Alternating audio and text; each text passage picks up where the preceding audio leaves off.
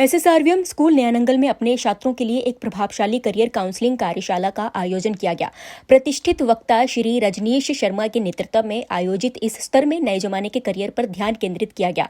उन्होंने ये भी बताया कि भारत में डॉक्टर बनने के लिए मात्र 1600 रुपए सालाना खर्चे से लेकर 15 लाख रुपए सालाना तक का खर्चा हो सकता है।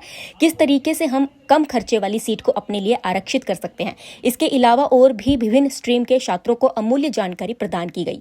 आज की तेजी से बदलती दुनिया में पारंपरिक करियर पथ अब एकमात्र विकल्प नहीं रह गए हैं। अब तो बहुत सारे विकल्पों के बारे में सोचा जा सकता है। Artificial intelligence, digital marketing, Akshay ऊर्जा और रचनात्मक डिजाइन जैसे क्षेत्रों में करियर आकर्षक अवसरों के रूप में उभरे हैं। इस बदलाव को पहचानते हुए एसएसआरवीएम स्कूल ने छात्रों को इन अत्याधुनिक व्यवसायों के बारे में जानकारी देने के लिए इस कार्यशाला का आयोजन किया गया। स्कूल के एमडी श्री सोमेश कुमार शर्मा जी ने छात्रों को उनकी शक्तियों की पहचान करने, उन्हें उभरते कैरियर के अवसरों के साथ जोड़ने, अपने लक्ष्य की प्राप्ति के लिए लगातार प्रयास करते रहने पर ही सफलता प्राप्त की जा सकती है।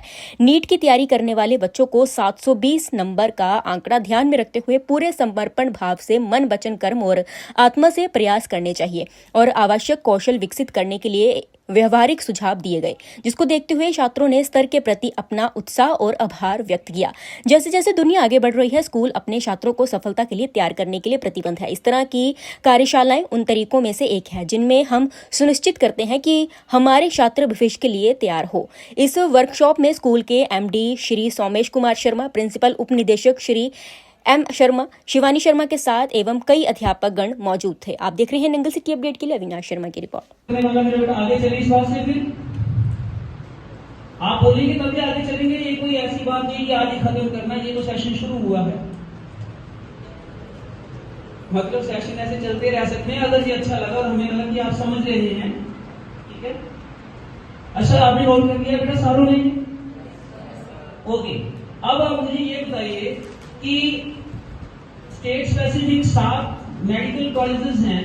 अब इसमें लोग जो है, इसमें एंट्रेंस एग्जामिनेशन एमबीबीएस के लिए कौन सा एग्जाम होता है? एग्जाम का नाम बता देंगे मेडिकल स्टूडेंट्स प्लीज। एग्जाम का नेम बता दीजिए कि कौन सा एग्जाम देना होता है। हाँ, कौन बोल रहे? नीट। आप उससे हाँ खड़े हो जाइए। हाँ जी, इन्होंने कहा माइक इनके पास दे दीजिए। नीट का जरा फुल फॉर्म बोल दीजिए। अगर आपको नहीं भी आता, बाकियों को हंसने की जरूरत नहीं है, समझ रहे हैं? अगर एक बेटा या एक बेटी, लड़की खड़ी है, एक लड़का खड़ा, उसके ऊपर हंसने की जरूरत नहीं है। हमें बहुत सारी चीजें हमें नहीं पता, उन्होंने तो एडमिट करके बहुत बड़ी बात थी। नेशनल एंट्रेंस कम एलिजिबिलिटी टेस्ट नोट भी कर लेंगे बाकी। हाँ जी, आप बैठ जाइए, मैम के पास दे दीजिए। नेशनल एंट्रेंस कम एलिजिबिलिटी टेस्ट, उसका नाम लिख के अपने स्टडी रूम में लगा लीजिए।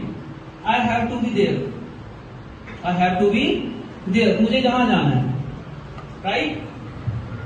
मोटिवेशन ऐसे वर्क नहीं करता। आप अपने रूम में लगा लीजिए कि मेरा टारगेट आईजीएमसी जाना है। कब जाना है?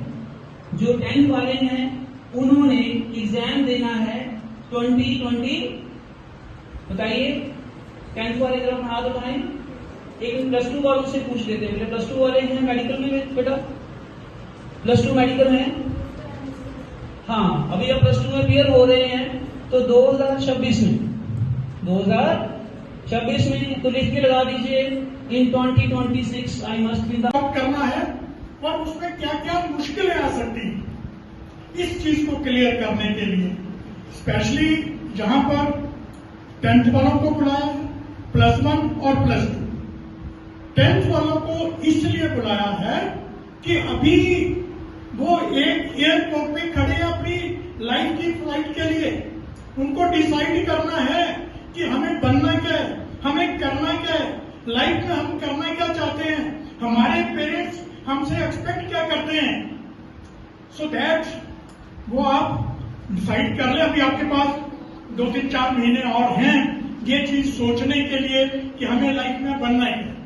+1 वाले ऑलमोस्ट उन्होंने अपनी फ्लाइट ले ली है और वो अपने अपने एयर उसमें बैठ गए। अब प्रॉब्लम मतलब सोचने की बात है कि हमारा लक्ष्य क्या है and how we can achieve our target. अपने टारगेट को पर पहुंचने के लिए हमें करना क्या है, कितने प्रयास करने हैं। अभी आपको समय बड़ी क्लियरिटी उसमें बताया कि नीट जो एग्जाम है, बहुत से बच्चों की इच्छा होती है कि हम डॉक्टर बने। डॉक्टर बनने के लिए हमें करना क्या है, कितने एफर्ट्स डालने हैं, कितनी मुश्किल हैं, डिफिकल्टीज हैं, और सेकेंडरी क्या है कि हमें सीट कहां मिलनी है, कहां लेनी है। और थर्ड सबसे ज्यादा जरूरी, क्या हमारे पेरेंट्स उतना पैसा खर्च कर सकते हैं जितना की जरूरत पड़ेगी।